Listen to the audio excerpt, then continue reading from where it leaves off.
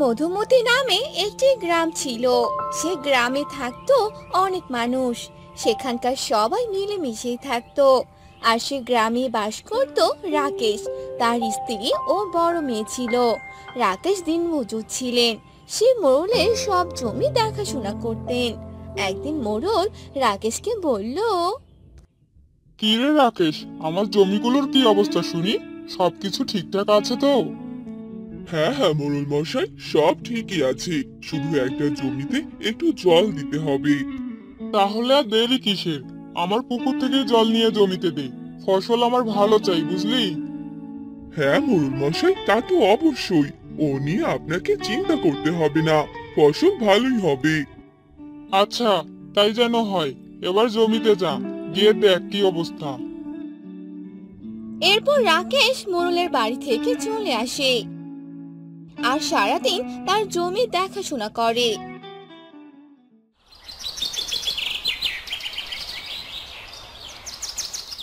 সন্ধে হতেই মোড়ল রাকেশকে টাকা দিয়ে দেয়।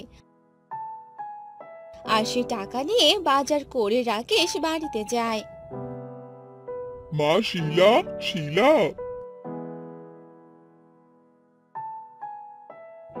এই তো বাবা, তুমি চলে এসেছো। তা তোমার আসতে এত দেরি হলো যে? এই নে, বাজার করে নিয়ে এলাম, তাই তো দেরি হয়ে গেল। এখন আমায় কিছু খেতে দে। তুমি হাত মুখ ধুয়ে আসো, আমি তোমায় খাবার দিচ্ছি। এরপর শিলা তার বাবাকে খাবার দেয়। আর সবাই খাবার খেয়ে রাতে ঘুমিয়ে পড়ে। পরদিন সকালবেলা মা শিলা, পুকুর থেকে জল নিয়ে আয় তো মা, রান্না করতে হবে যে। এখনই আনছি মা। এরপর শিলা কলসি নিয়ে পুকুর পাড়ে যেতে লাগলো। পুকুর পাড়ে যেতেই সে দাঁড়িয়ে পড়লো। দেখলো সেখানে অনেক ভিড় জমে গেছে, কারণ সেই পুকুরে কোনো জল ছিল না। সে কি কাণ্ড! হায় হায় ভগবান, এসব কি হয়েছে? পুকুরে যে কোনো জল নেই। কাকি, ও কাকি, পুকুরের সব জল কোথায় গেল গো? শুনেছি মোড়ল মশাই নাকি সব জল নিয়ে তার নতুন পুকুরে রেখে দিয়েছে। আমাদের কাউকে আর জল দিতে দেবে না। সে কি কথা গো! জল ছাড়া জীবন বাঁচাবো কি করে? কিন্তু মোড়ল মশাই এরকমটা কেন করছে? জল ছাড়া যে কোনো কাজই হবে না। এসব শুনে শিলা বাড়িতে চলে গেল আর তার মাকে সব কথা খুলে বলল। এসব শুনে শিলার বাবা মোড়লের বাড়িতে গেল আর মোড়লকে বলতে লাগলো, মোড়ল মশাই, এ আমি কি শুনছি? আপনি নাকি কাউকে জল নিতে দিচ্ছেন না? হ্যাঁ, আমি শুনেছি এবছর বৃষ্টি হওয়ার সম্ভাবনা কম, খরা বেশি দিন থাকবে। আর যার কারণে এই জলটুকু আমার লাগবে। জল না পেলে আমার জমির সব ফসল নষ্ট হয়ে যাবে। আর ওদিকে যে গ্রামের সকল মানুষ না খেয়ে মারা যাবে। সে চিন্তা কি আর আমার রে? আমি তো শুধু আমার চিন্তাই করব। তাহলে আপনি মোড়ল হয়েছেন কিসের জন্য, যদি গ্রামের মানুষের বিপদে এগিয়ে যেতে না পারেন? কি এত বড় কথা! সামান্য কৃষক হয়ে মোড়লের সাথে এভাবে কথা বলিস? তোকে আমি কাজ থেকে বাদ দিলাম। চলে যা আমার বাড়ি থেকে। আমার আর এখানে কাজ করার কোনো ইচ্ছে নেই, আমি চললাম। এ কথা বলে রাকেশ সেখান থেকে চলে গেল আর বাড়িতে এসে সব কথা জানিয়ে দিল। এসব শুনে রাকেশের স্ত্রী কান্না করতে লাগলো। এবার কি হবে ভগবান, আমাদের যে না খেয়ে মরতে হবে। এ তুমি আমাদের কোন পরিস্থিতিতে ফেললে? গ্রামে সবার বাড়িতে হাহাকার পড়ে গেল। রাকেশের স্ত্রী অনেক জোরে জোরে কান্না করতে লাগলো। চারদিকে এমন অবস্থা দেখে তাদের দেবদূত বলতে লাগলো, না না, এভাবে আর চলতে দেওয়া যাবে না। এবার আমাকেই কিছু একটা করতে হবে। এরপর সে দেবদূত সে পুকুরে সোনার জল দিয়ে দিল। আর সে সোনার জল সবাই দেখতে পেল আর সবাই বলতে লাগলো, ভগবানকে অসংখ্য ধন্যবাদ, ভগবান আমাদের বাঁচালেন। শেষে কিনা আমাদের সোনার জল উপহার দিলেন। আমাদের আর কোনো চিন্তা নেই মা, আমরা এই সোনার জল বিক্রি করতে পারবো, এতে করে আমাদের কোনো অভাব থাকবে না। হ্যাঁ রে মা, তুই একদম ঠিক কথাই বলেছিস। তারা সোনার জল পেয়ে অনেক খুশি হয়ে গেল। এরপর থেকে সে জলের সাহায্যে জীবিকা নির্বাহ করতে লাগলো। আর এসব ঘটনা মোড়ল মশাইয়ের কানে গেল। কি? আমার পুকুরে সোনার জল? না না, এ জলও আমি কাউকে নিতে দিব না।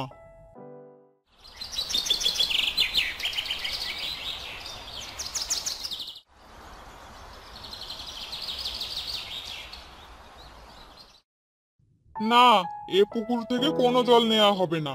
এ পুকুর আমার, তাই এ পুকুরের জলও আমার। আপনার পুকুর আপনি এখান থেকে নিয়ে যান, কিন্তু এই জল আমরা নিবই। আপনি এখানে কোনো বাধা দিতে পারবেন না। এ কথা বলে গ্রামের সবাই সেখান থেকে চলে গেল। আর মোড়ল ভাবতে লাগলো, এ পুকুরে সব জল তো সোনার জল। আমি যদি এই সবগুলো জল বিক্রি করি, তাহলে তো আমি সোনার দামে টাকা পাবো। না না, এ সুযোগ হাতছাড়া করা যাবে না।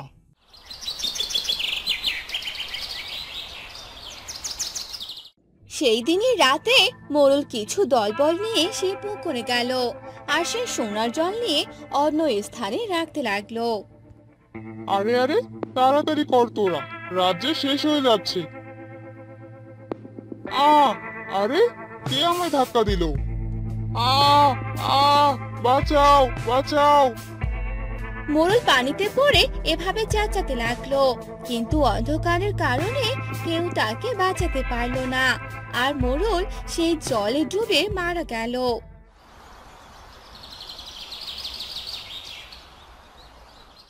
পরদিন সকালে তারা সবাই মোড়লকে খুঁজলো, কিন্তু কোথাও খুঁজে পেল না।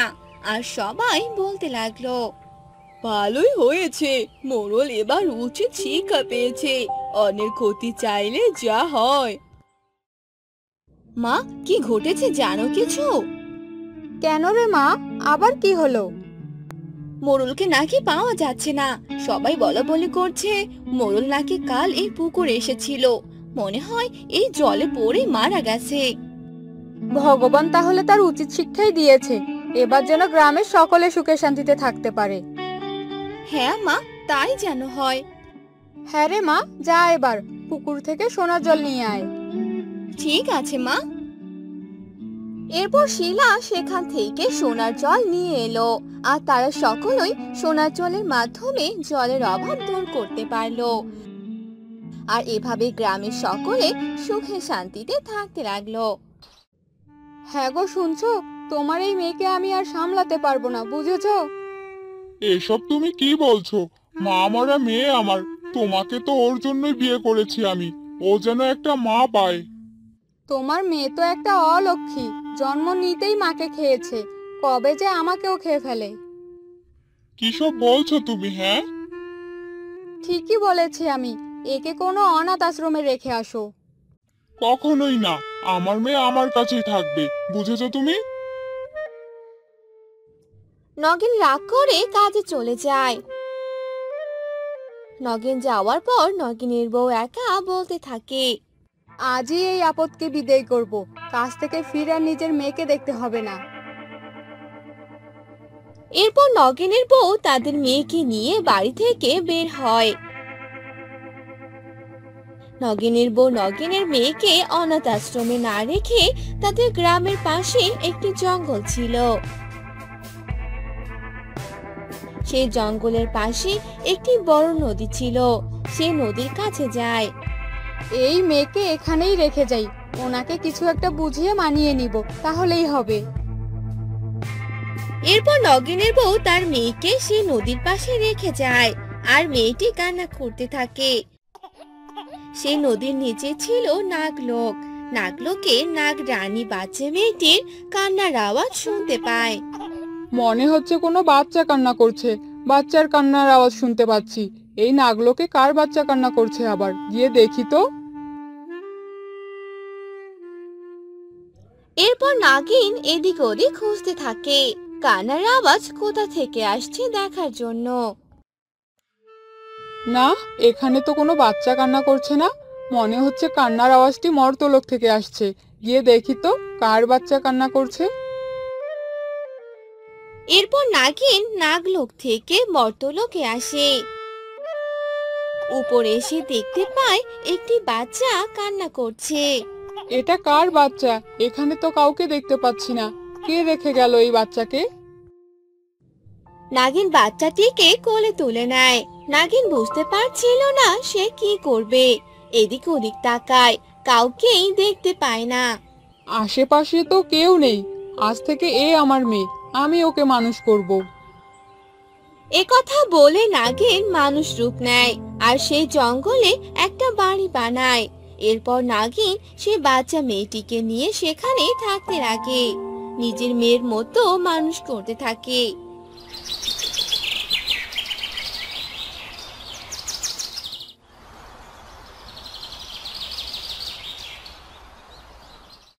এভাবে 5 বছর কেটে যায়।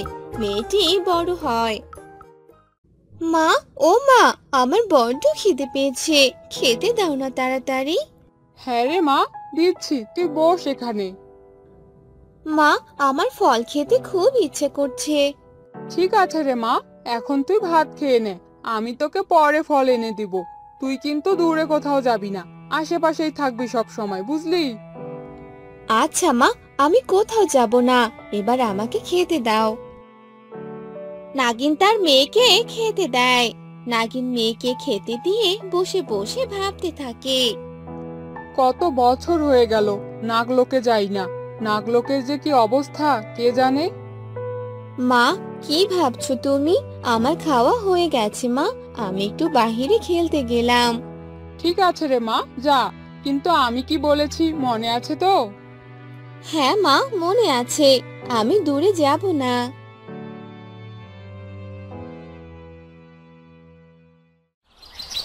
এভাবে নাগিন ও তার মেয়ের দিন ভালো কাটছিল।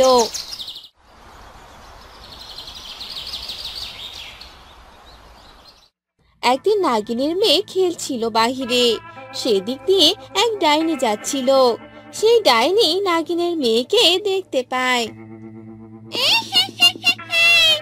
ওই যে একটা মেয়ে দেখতে পাচ্ছি,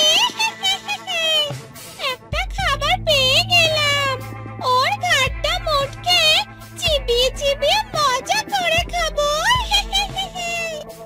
নাগিনের মেয়ে বাহিরে যখন খেলছিল, নাগিনও বাহিরে আসে মেয়ের কাছে। ডাইনি নাগিনকে দেখে অবাক হয়ে যায়। আরে, এটা আমি কি দেখছি? এটা তো সেই নাগিন রানী যে আমার শিকার কেড়ে নিয়ে আমাকে আঘাত করেছিল। নাগরানী নাগলোক ছেড়ে এখানে মানুষ রূপ নিয়ে মেয়ে সহ থাকছে, ব্যাপারটা কি? সে যাই হোক, আমি আমার প্রতিশোধ নেওয়ার সুযোগ পেয়েছি। ওর মেয়েকে মেরে প্রতিশোধ নেব।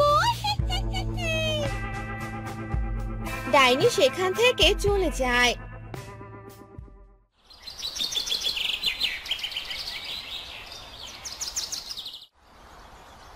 পরের দিন ডাইনি আবার আসে। আড়ালে লুকিয়ে দেখতে থাকে ডাইনির মেয়ে বাহিরে খেলা করছে। হ্যাঁ রে মা, শোন, আমি তোর জন্য ফল আনতে যাচ্ছি। তুই কিন্তু এখানেই খেলবি, অন্য কোথাও যাবি না। সত্যি মা, তুমি আমার জন্য ফল আনতে যাচ্ছ? ইয়ে, কি মজা! মা, তুমি যাও, আমি এখানেই খেলবো, দূরে কোথাও যাব না। তুমি চিন্তা করো না মা। ঠিক আছে রে মা, আমি গেলাম তাহলে। আমি যাবো আর আসবো। নাগিন এ কথা বলে যেতে লাগে।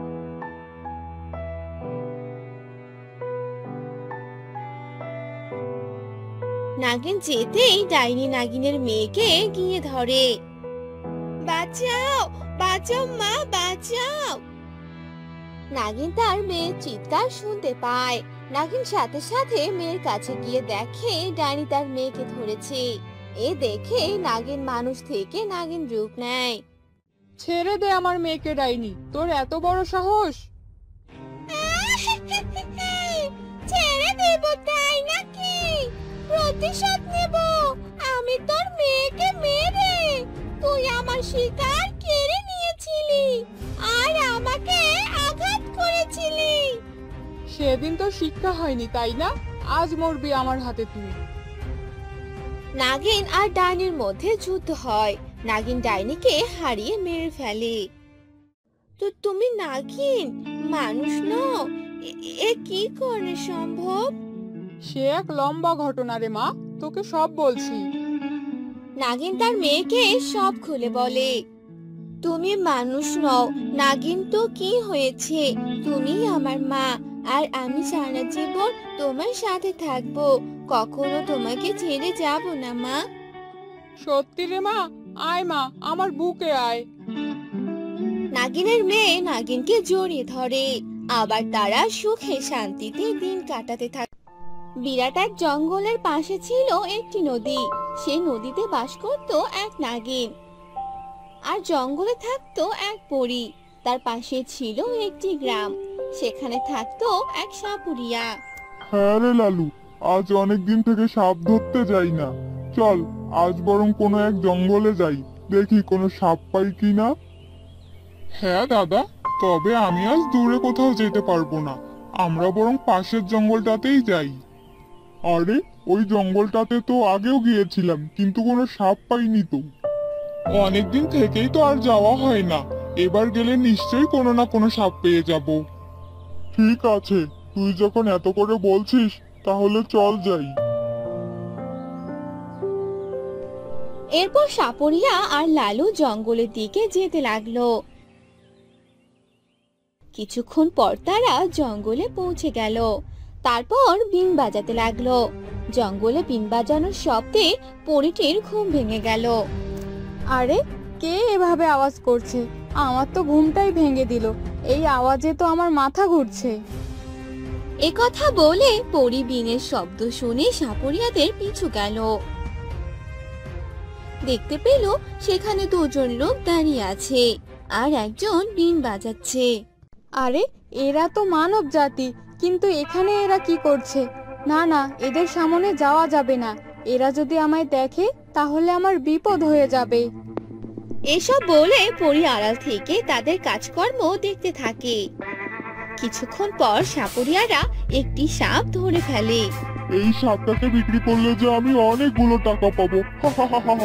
চল আজ বরং বাড়িতেই চলে যাই, অন্যদিন আবার আসবো। এ কি, ওরা যে সাপটাকে ধরে ফেললো! তারা হয়তো সাপুরিয়া। এভাবে সাপগুলোকে ধরতে থাকলে তো এখানকার সবগুলো সাপ শেষ হয়ে যাবে। অন্যদিকে তারা সাপটিকে নিয়ে সেখান থেকে চলে গেল। কিছুক্ষণ পর নদী থেকে এক কান্নার আওয়াজ আসতে লাগলো। এ কি, ওদিকে আবার কে কান্না করছে? গিয়ে দেখি তো। এই বলে পরী নদীর কাছে চলে গেল। গিয়ে দেখলো সেখানে এক নাগিন নদীর কিনারায় বসে কান্না করছে। এ কি, কে তুমি? আর এভাবে কান্না করছো কেন? আমি যে আমার সন্তানকে কোথাও খুঁজে পাচ্ছি না। আমি যে নাগিন, আমার সন্তান এই জঙ্গলে এসেছিল, কিন্তু এখনো ফিরে এলো না। কিছুক্ষণ আগে দুজন সাপুরিয়া এসে যাকে নিয়ে গেল, সেই তাহলে তোমার সন্তান? সাপুরিয়া, কি সব বলছো? তাহলে সাপুরিয়া আমার সন্তানকে নিয়ে গেছে। এবার আমার কি হবে? তুমি কোনো চিন্তা করো না নাগিন। আমি শুনেছি সেই সাপুরিয়াটি বলেছিল সে আবার আসবে এই জঙ্গলে সাপ ধরবে। আমি ওই সাপুরিয়াকে ছাড়বো না। তুমি কি আমাকে সাহায্য করতে পারবে? সাহায্য? কি সাহায্য নাগিন? ওই সাপুরিয়া যখনই এই জঙ্গলে আসবে তুমি আমাকে জানাবে, আমি ওদের শেষ করে দিব। ঠিক আছে, আজ থেকে তুমি আমার বন্ধু। তোমার বিপদে আমি সাহায্য করবই, তুমি কোনো চিন্তা করো না। এ কথা বলে পরী সেখান থেকে চলে আসে। অন্যদিকে সাপুরিয়া আর লালু কথা বলতে থাকে। এই দেখ, আজ কত টাকা পেয়েছি। এই নে, তোর অর্ধেক আমার অর্ধেক, নে নে। কি ব্যাপার গো, আজ দেখছি তোমরা অনেক খুশি, কি হয়েছে? আরে গিন্নি, আজ তো অনেক টাকা লাভ হয়েছে। জানি না তারা ওই সাপের মধ্যে কি দেখতে পেল, যার কারণে আমাদের 1000 টাকা করে দিল। সে কি কথা, কি সব বলছো গো? এই যে সত্যি খুশির কথা। হ্যাঁ গো, আমায় কিছু টাকা দাও, আমি তাহলে বাজার থেকে একটা শাড়ি কিনে নিয়ে আসি। আরে বৌদি, নাও নাও, কদিন পর তো আরো বেশি করে কিনতে পারবে। আমরা আবারও সেই জঙ্গলে যাব, আর বেশি করে সাপ ধরে নিয়ে আসবো। তাহলে তো ভালোই হবে। এবার আমি যাই, আমার অনেক কাজ আছে। এরপর সাপুরিয়ার স্ত্রী সেখান থেকে চলে গেল। আর এভাবে কেটে গেল বেশ কিছুদিন।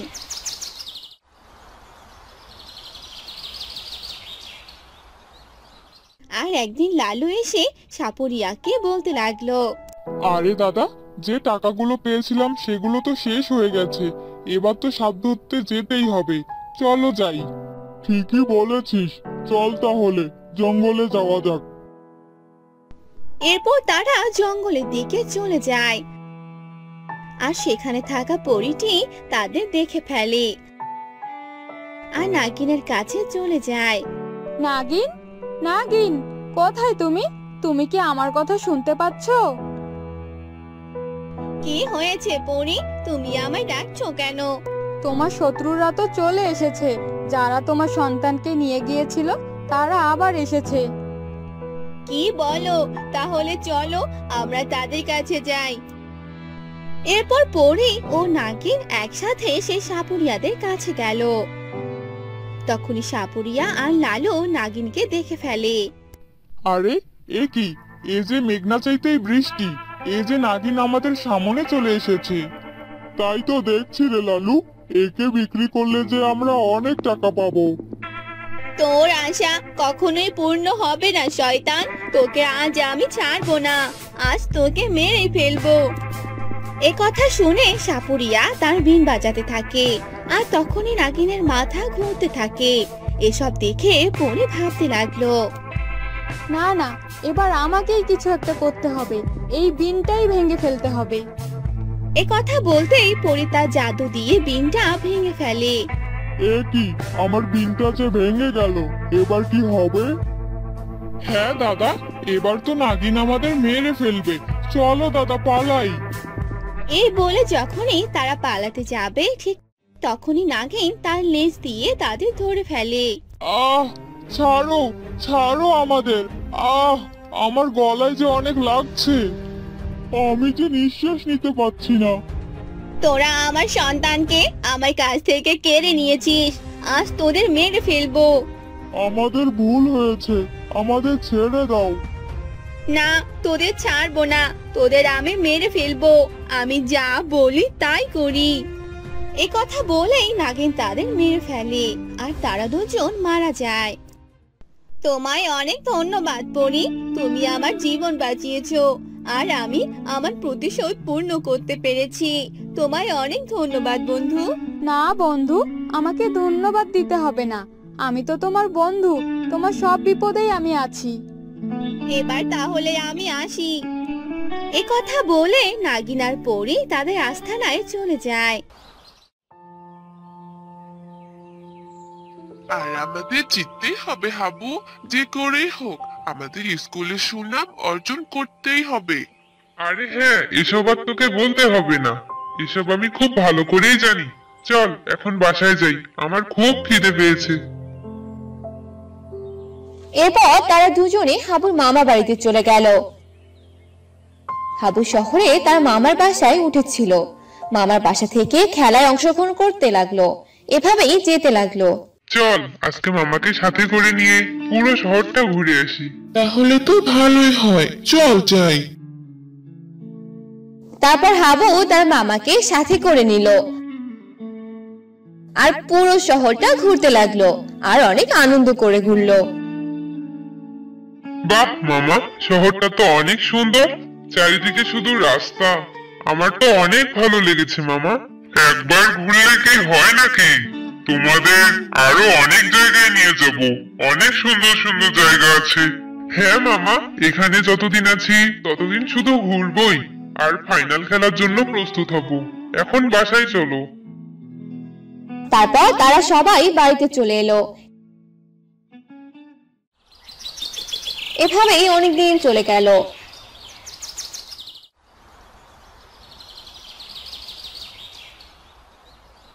ফাইনাল খেলার দিন ধার্য হলো আর তাদের টিমের সবাই প্রস্তুত হতে লাগলো। কিন্তু সেই সময় ঘটে গেল এক ঘটনা। পুরো শহরে রাক্ষসের দলেরা আক্রমণ শুরু করলো। কেউ বাহিরে যেতে পারছিল না, যে বাহিরে যেত তাকে হানারা আঘাত করত। এ খবর চারদিকে ছড়িয়ে পড়লো। কি রে হাবু, শহরে কি হচ্ছে সব শুনেছিস? শহরে রাক্ষসের হানা বেঁধেছে, কেউ তো বাহিরে যেতেই পারছে না। আমিও তো সবকিছু শুনলাম মামা, আর তাই তো আমাদের খেলার তারিখ পিছিয়ে দেওয়া হলো। এবার কি হবে হাবু? তাহলে কি আমরা খেলতে পারবো না? আরে না রে, আমরা অবশ্যই খেলবো। আর এই শহর থেকে রাক্ষস বের করে দিতে হবে। কে যাবে ওই রাক্ষসের পিছনে? কেউ তাদের সামনেই তো যেতে পারছে না, সবাই ভয় করছে। ভয় করলে কি আর জয় করা সম্ভব হবে? আমাদের সাহসের সাথে এগিয়ে যেতে হবে। আমি এসবের মধ্যে নাই, আমার অনেক ভয় করে। শিপু তো ঠিক কথাই বলছে হাবু। যেখানে সব কর্মকর্তা যেতে ভয় পাচ্ছে, সেখানে তুমি একাই কি করবে? হ্যাঁ মামা, দেখছি কি করা যায়। এভাবেই কিছুদিন চলে গেল।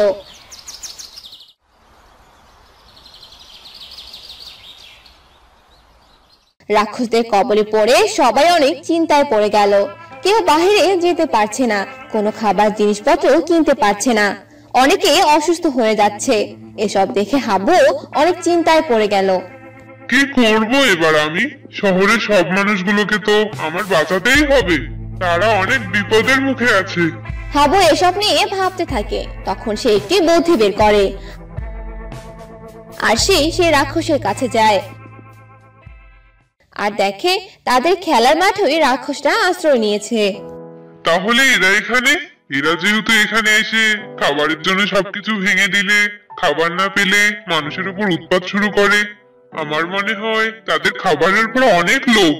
এটা নিয়েই আমাকে কাজে যোগ দিতে হবে। এসব বলে হাবু সেখান থেকে দ্রুত চলে গেল আর সেই সকল রাক্ষসদের জন্য অনেক খাবার কিনে আনলো। এসব দেখে শিপু বলল, কে রে হাবু, কি করছিস এসব? এতগুলো খাবার কার জন্য কিনেছিস? কে খাবে এগুলো? রাক্ষসরা খাবে। রাক্ষসরা খাবে মানে কি বলছিস এসব? যে রাক্ষসরা আমাদের ক্ষতি করছে, তুই তাদের জন্য খাবার নিয়ে যাচ্ছিস? মানেটা কি? কিছুই তো বুঝতে পারলাম না। শোন, রাক্ষসরা আমাদের মাঠ দখল করে নিয়েছে, আর এজন্য মাঠের গেটটি বন্ধ করে দিয়েছে, যার জন্য সবাই একটু বিপদ মুক্ত থাকলেও আমাদের ফাইনাল খেলা বন্ধ হয়ে আছে। তাহলে এখন আমরা কি করব? তুই চল আমার সাথে, তাহলেই সবকিছু বুঝতে পারবি। তারপর হাবু ওই খাবারগুলো নিয়ে রাক্ষসের সামনে গেল। তখনই রাক্ষস হুঙ্কার দিয়ে উঠলো আর হাবুর দিকে আসতে লাগলো। না না, আমাদের কাছে আসবে না। হাবু চল পালাই, ও যে আমাদের দিকেই আসছে। বাচ্চাগুলোকে তো এবার খেয়ে নিব। তোরা এখানে কি করে এলি? এবার তো মজাই এসে গেল। না না, আমি তোমাদের কোনো ক্ষতি করব না, তোমরাও আমাদের কোনো ক্ষতি করো না। তোমাদের জন্য আমি খাবার নিয়ে এসেছি। এই বাচ্চা ছেলেটির কি বলেছে রে? খাবার নিয়ে এসেছে মানে? তারপর হাবু সে খাবারগুলো তাদেরকে দিল আর সে রাক্ষসগুলো সে খাবার খেলো আর তাদের পেট ভরে গেল। তখন সেই রাক্ষসটি বলল, তুই যদি প্রতিদিন আমাদের জন্য খাবার নিয়ে আসতে পারিস, তাহলে তোদের শহরে কারো ক্ষতি আমরা কেউ করবো না। একথা শুনে হাবু রাজি হয়ে গেল আর তারা বাড়িতে ফিরে গেল। তখন হাবুর মামা বলল, এ তুই কি করছিস হাবু?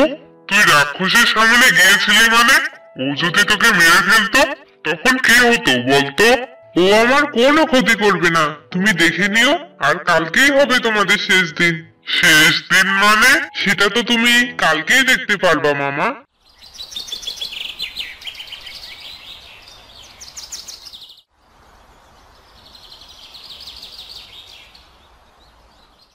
পরদিন সকালে হাবু তাদের জন্য খাবার নিয়ে গেল আর সে খাবারের মধ্যে তারা বিষ মেশালো, যে বিষ রাক্ষসদের জন্য অনেক ক্ষতিকর, যেটা খেলে তারা অনেক দ্রুত মারা যেতে পারে। আর সে বিষ মেশা খাবারগুলো নিয়ে গেল। আর এদিকে হাবুর মামা পুলিশকে খবর দিল আর তারা সাথে সাথে শহরের অনেক মানুষ সেখানে হাজির হলো। কেউ হাবুকে সেখানে যেতে দিল না, কিন্তু হাবু অনেক সাহসের সাথে সেখানে গেল। এই নাও আজ তোমাদের জন্য খাবার।